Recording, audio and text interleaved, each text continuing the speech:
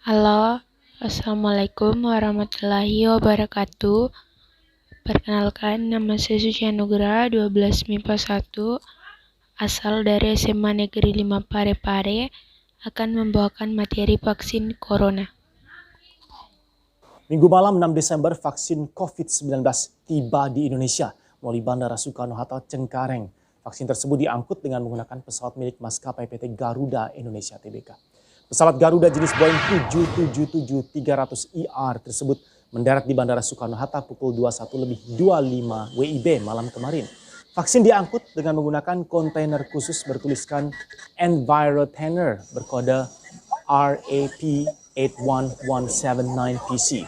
Tampak beberapa petugas langsung menyemprot kontainer yang baru tiba tersebut. Envirotainer merupakan kontainer khusus dengan pengatur suhu untuk angkutan udara. Presiden Joko Widodo langsung memberikan penjelasan vaksin ini merupakan produksi Sinovac. Jumlah vaksin yang tiba sebanyak 1,2 juta dosis. Tidak hanya itu, pemerintah juga tengah mengupayakan agar pada awal Januari 2021 sebanyak 1,8 juta dosis vaksin lainnya bisa didatangkan. Selain vaksin dalam bentuk jadi, pemerintah juga akan mendatangkan 15 juta dosis vaksin dalam bentuk bahan baku di bulan ini. Pengertian vaksin. Vaksin adalah sebuah produk zat yang dimasukkan ke dalam tubuh manusia, dan ini akan menstimulasi imun sistem di tubuh manusia untuk akhirnya bisa memproteksi dan melindungi manusia tersebut dari penyakit yang sedang dilawan. Dalam hal ini yaitu virus corona. Jenis dan cara kerja vaksin COVID-19. Berikut ketiga jenis utama vaksin COVID-19 dan cara kerjanya.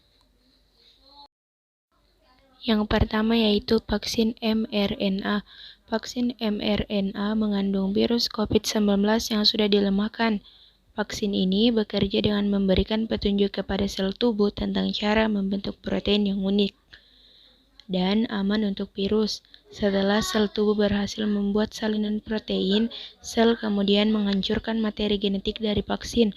Tubuh kemudian menyadari bahwa protein tersebut seharusnya tidak ada, sehingga membangun limfosit T dan limfosit B yang akan mengingat cara melawan virus penyebab COVID-19 apabila kamu terinfeksi di masa mendatang. Yang kedua yaitu vaksin subunit protein. Vaksin subunit protein mencakup potongan protein virus COVID-19 yang tidak berbahaya.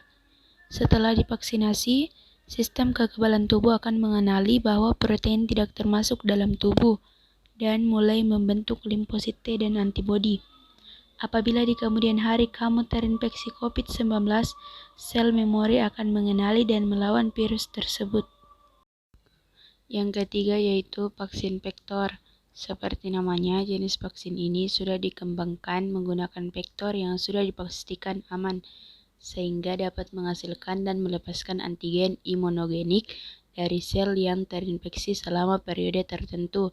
Vektor adalah virus yang berasal dari famili berbeda tetapi telah diteliti dalam pengembangan vaksin. Dalam pengembangan vaksin coronavirus, begitu vektor virus masuk ke dalam sel tubuh, materi genetik akan memberikan instruksi kepada sel untuk membuat protein unik untuk melawan virus penyebab COVID-19.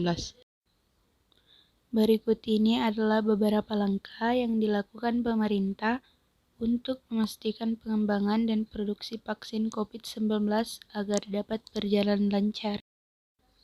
Yang pertama yaitu pengawasan distribusi vaksin. Salah satu persyaratan dalam pendistribusian vaksin adalah bahwa perusahaan yang mendistribusikan vaksin tersebut harus memiliki izin sebagai pedagang besar farmasi yang diterbitkan oleh Kementerian Kesehatan dan mendapatkan izin edar yang diterbitkan oleh BPOM.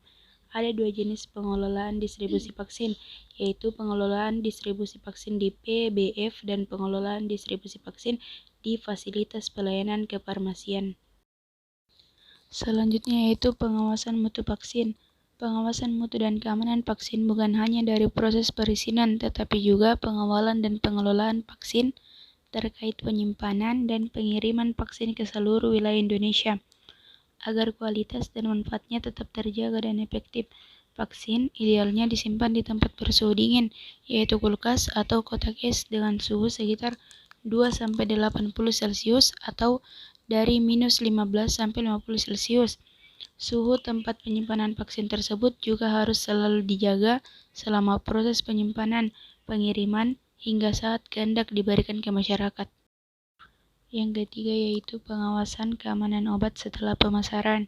Meski obat atau vaksin telah melalui serangkaian tahapan uji klinis yang ketat, baik dari proses produksi hingga pengawasan mutu sepanjang rantai distribusinya, tetap saja masih ada risiko efek samping yang dapat terjadi akibat penggunaan obat atau vaksin apapun. Reaksi efek samping vaksin bisa bersifat berat dan bisa juga bersifat ringan. Oleh karena itu, pemerintah juga melakukan beberapa langkah untuk memantau dan mengevaluasi keamanan vaksin, guna memastikan bahwa vaksin tersebut layak digunakan termasuk oleh kelompok yang rentan, misalnya ibu hamil, anak-anak, atau orang dengan kelainan sistem imun. Sekian dari saya, kurang dan lebihnya mohon dimaafkan. Wabillahi taufiq wal hidayah. Wassalamualaikum warahmatullahi wabarakatuh.